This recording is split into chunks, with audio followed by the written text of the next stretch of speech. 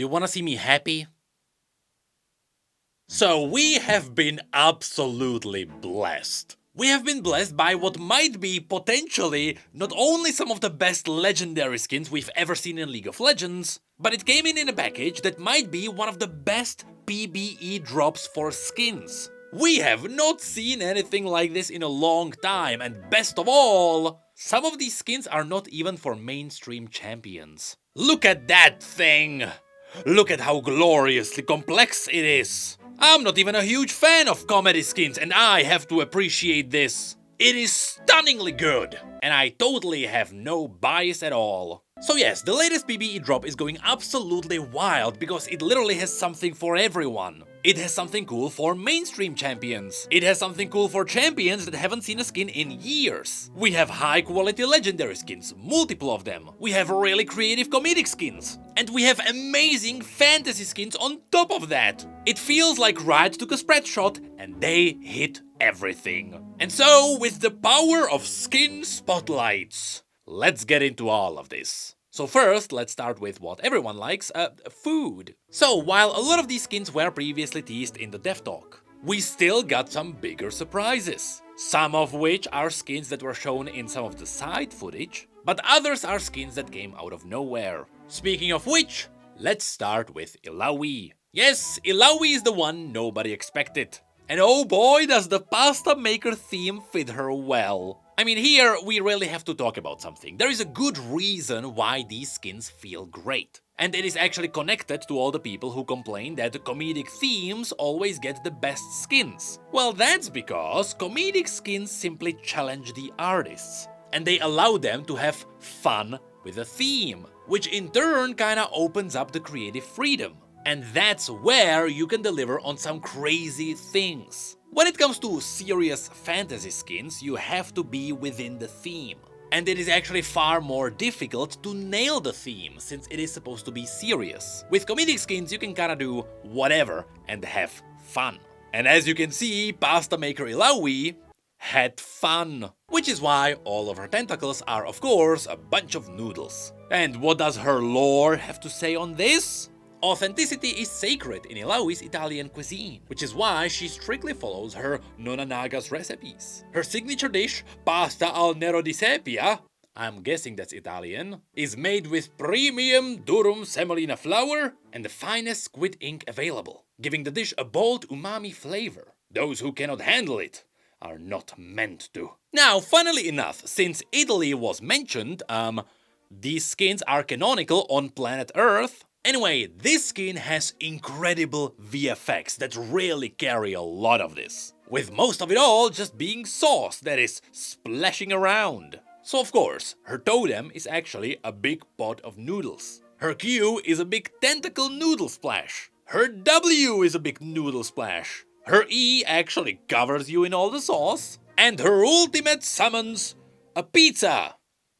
Okay, if you pause, it's not actually pizza, it is the pot viewed from the top. You can even see her tentacles in there. And so, if you're a fan of pasta and comedy skins, and you play Illaoi, which might be more rare, you will enjoy this skin. And even better, the chromas actually give her some pretty good variety. And so, it is a nice surprise all around, which is the same case for the pizza chef Sion. So originally, this skin was shown in some of the side footage for the new arena. But now it was fully revealed and it was shown with its own really cool gimmick, which is unfortunately not addressed in the lore. Wood-fired oven pizza made to order. Sion begins with a sweet and savory sauce made from the blood of the richest, ripest tomatoes. Next, he layers it with fresh mozzarella cheese, before burying it under a generous heap of all the favorite toppings. Trust us, it is to die for. So, the gimmick of this skin is that, in reality, you're not actually controlling Sion.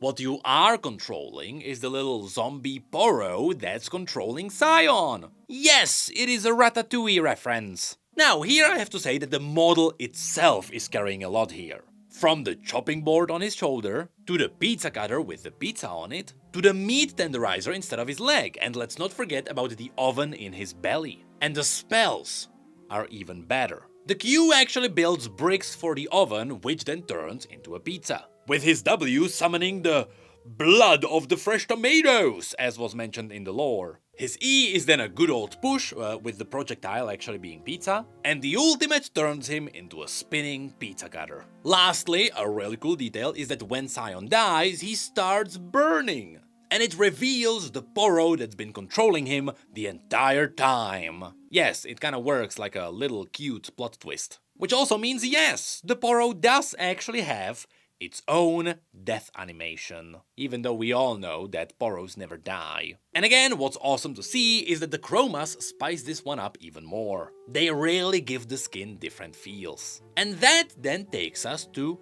Breadsticks Irelia. This is one of the skins that was previously shown to us directly. It is not easy being the head server at Tartaria Pomodoro, I guess. Though you'd never know it by the way Irelia carries herself. The moment guests sit down, she delivers a full basket of breadsticks, warm and fresh from the oven. You could ask what the bread was made of, or what it's capable of, but most guests decide they are better off not knowing. So, this skin is hilarious, because even though Irelia is usually very simple, the way she works with her blades really highlights the floating bread, and the rest of her kit kinda plays around this. So, her Q is a dash with some extra parcel flying around, I assume. And unfortunately, as you'll see, that's kinda the most the VFX can do. And so her W brings up some flying bread scent, and that's it. Though you can notice how the colors are kinda going into the Italian flag. Then her E serves the breadsticks on a plate. This is exactly what the bio told us about. The marks become sets of cutlery, and the ultimate just spreads the breadsticks around the battlefield, which becomes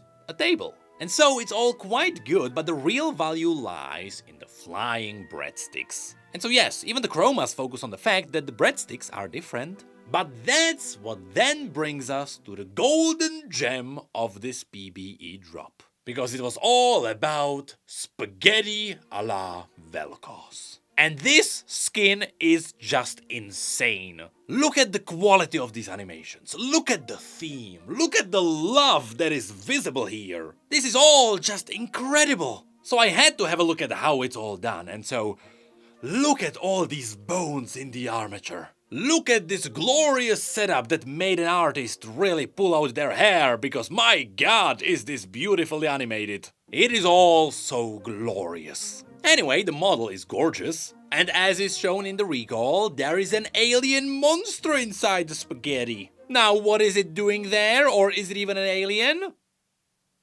When an overworked chef combined expired meatballs, uncooked noodles, and overspiced tomato sauce, mediocrity became perfection.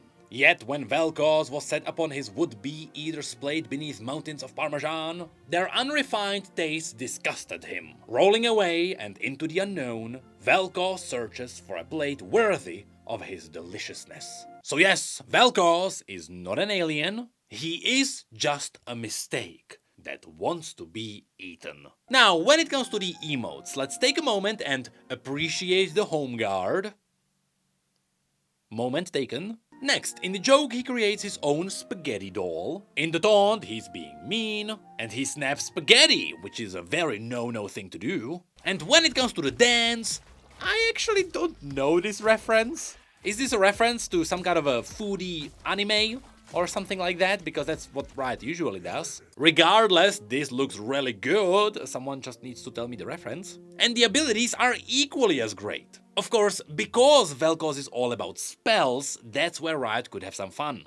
So, for the Q, the alien thing comes out and spits out a bunch of spaghetti, which of course splits into more spaghetti. The mark on the enemy is of course more spaghetti that turns into a tomato when it full procs. And the end of the Q mark is actually good old cutlery, with spaghetti. Then the W is a wave of spaghetti, which opens up a rift into spaghetti. I'm starting to wonder if there is like an Eminem reference with Mom Spaghetti. Is that what the dance was?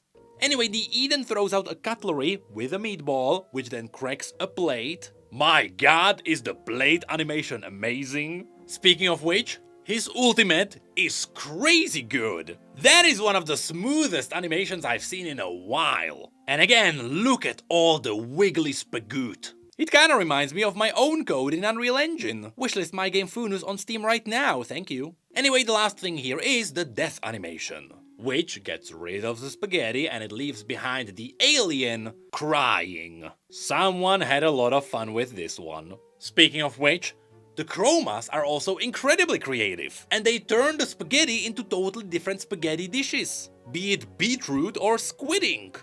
And I just hope the abilities changes with it, because if that's the case, Riot literally just nailed this entire skin. We have never seen anything even remotely close to this kind of perfection. And yes, this skin is so good, it will also have its own icon and the board is a bunch of spaghetti, and it works incredibly well. But that's about it for the food skins. So now the PBE continues with the eternal aspects. Yes, this is where we transition from the comedy into some amazing fantasy. So, these skins are something that you might have previously seen in the newest TFT set. Yes, that's where they appeared for the first time, and now we were waiting for League to get them too. Now, what's cool about these skins is that the eternal aspects are actually canonical, meaning they are related to Runeterra, and as a result, we have to talk about the lore behind these in a separate video. That's because there is a lot to talk about here. And that's mainly because both the skins for Leona and Diana are legendaries, which means they both have their own voice lines. And these voice lines talk about lore, which also means yes, we are getting 3 legendaries in a single patch, and something extra. So let's skip the lore for now, and as just a super TLDR, the eternal aspects essentially represent the Targonian celestial gods taking over the aspects. For example, when Pantheon was controlled by war, this is what war was. And in a similar way, the eternal aspect Zoe that we got last time represents what Zoe would look like once the Twilight itself would fully take over Zoe. And so now we are getting the same thing for Leona and Diana, with these two showing us what they would look like if the celestial gods fully took over. And in Leona's case specifically, this one is themed after the original concept that was found in the Realms of Runeterra book. And in-game it looks great too. Mainly you'll see a lot of animations summoning different VFX from Targon itself, because again, it is all linked to Mount Targon. And so, in the recall, you can see her opening a gate to what seems to be Targon Prime, which should be the celestial realm that is linked to Targon. And above Leona, you can actually see Diana's constellation. You will see that both of these are using each other's side. And then, in her home guard, you can see that Leona is riding a big space rock. Nothing too crazy canonical there. Now, to underline the godhood, her eyes are firing laser beams. You know, the power of the sun. And the taunt merges the sun with the moon, creating Twilight. Now, you'll see that this looks like the emote is waiting for something. And that is because, as you'll see, the emotes of Leona and Diana kinda fill each other. And so here, they both actually create the Twilight from the sun and the moon. And yes, their dances are synchronized as well. Which then gets us to the animations, where you'll be stunned. So the stun effect on her Q is amazing. Not only is the blazing light really cool, but when she hits you with the Q, she actually starts levitating for a moment. And it really feels like you got stunned by a godly being. Like, are we even talking about Leona? Is this the same old champion? Because then her W has an amazing explosion effect. Her E throws out a magnificent blade and she then dashes to it. And most importantly, her ultimate is just so graceful. It really feels like we are looking at a god. In fact, as you can see, there is Mount Targon in the middle of her ultimate. Meaning that with this ability, Leona opens up a gate to Mount Targon, to Runeterra. And she is the one who summons down the power that the Runeterrans might be using. Meaning when Leona ults, and I mean the default Leona ults, it looks like it is the light that comes down from this god. Man, is this reference just so great. And on top of this, after using her ultimate, she then transforms into a pure celestial being. This one looks amazing too. And once she dies, she vanishes without a trace of a star, because that is exactly how the war died when it was killed by Aatrox. I don't know who thought of all of this, but good work. And then of course, the chromas not only change the skin very well, but it also changes all the celestial forms. Where did this quality come from? And so then, let's also have a look at Diana. Yes, once again, the base model is good. And just like Leona opened a gate down to Targon, Diana is doing the opposite, so she is ascending up to the celestial realm. And then in her joke, she is swimming among the stars. And in her taunt, she also creates the twilight from the sun and the moon, mimicking what Leona did. And yes, she does have the synchronized dance with Leona. But then, when it comes to her abilities, if you like Diana, ooh, you're gonna like this one. Her passive makes her ablaze with the light of the stars. Her Q summons 2 little stars that collapse into the moon. The shield looks like a bunch of celestial devices that are actually circled by 3 moons. The dash then leaves behind a constellation, and as the ultimate vacuums people in, it crashes into Mount Targon. Which once again shows us that the power of the moon would be coming down from this celestial god. It is just such a great idea. And yes, the ultimate also transforms Diana into a celestial being. And once again, it looks amazing, and once again, it is also changed with the chromas, which makes this all really good. But hang on! Is that it for the Targonian skins? Are we getting just 2? No! Diana is getting more. You see, it's been a while since we got a good old gacha skin, and so Diana is getting the Eclipse Eternal Aspect Diana. Now, the truth is that lately, Riot's been getting kinda good at the gacha skins. And as a result, people are kinda getting tempted by them. I mean, ever since we got the skins for Lucian and Nami, people got hooked. And I can see why. In a similar way to what Darkstar Jhin was supposed to do, this skin is supposed to be a side grade over the original skin. Which means, in theory, you are not buying this skin because it is better than the other one. It should be just different. And in this case, it is darker. So as you'll see, this skin heavily modifies the base model as well as the abilities. But for the most part, everything else is the same.